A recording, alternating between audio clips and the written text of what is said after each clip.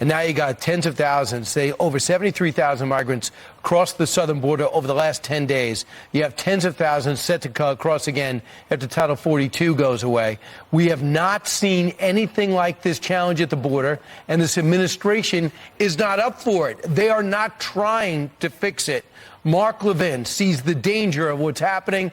I can't see the big picture. Some say it's to eventually for Democrats to believe that every vote, every Hispanic that's in our country, legally or not, is their vote. The stats say differently. Here's Mark Levin. What is the purpose of immigration, Sean? The purpose of immigration is to improve our country for the people who live here. We're the citizens. These people are supposed to be representing us, not every foreigner who happens to come across the border. You talk about this mass murder who killed 5 people today.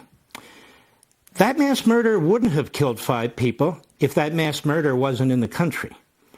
All the murders and rapes, all the assaults and batteries, all the theft that occurs from people who are here illegally, that's on Joe Biden's hands. We got 1.2 million here illegally already, 2.3 last year. Of course, it's only the getaways, and the number one killer of 18 to 34-year-olds is fentanyl that comes across the southern border. Everyone's making money on it. We're the worst for it. And I thought this is pretty amazing. Mayor Eric Adams, we're overrun in New York City, the sanctuary city, with illegal immigrants. He says Governor of Texas, Greg Abbott, is targeting black-run cities with migrant buses. If there's anything not involved in this horrible scenario, it is race of the mayor and race of a governor.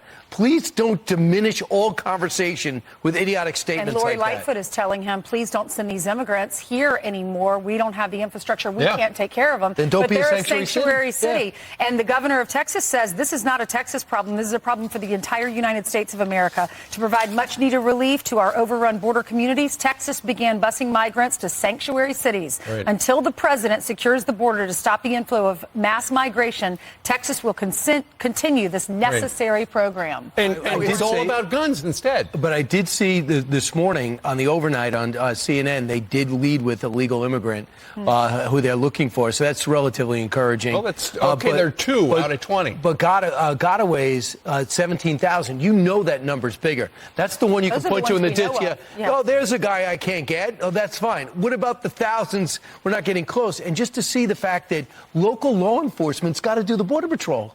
I mean, the local law enforcement, if there was an Operation Lone Star and whatever they're doing in Arizona, it would be so much worse, costing these states additional money, costing this city more money.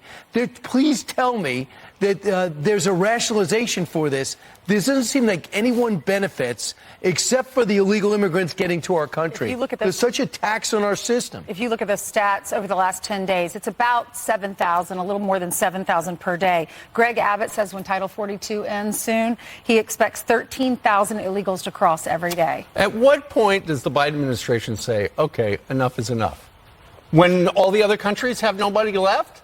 Because they all want to come here because look at how generous we are. I mean, we have a much better standard of living than so many other places. But at the same time, it's like, what exactly is the benefit for us doing this? We won't have a great country if we're supporting other countries. 90% of them are Venezuelan, a failed state.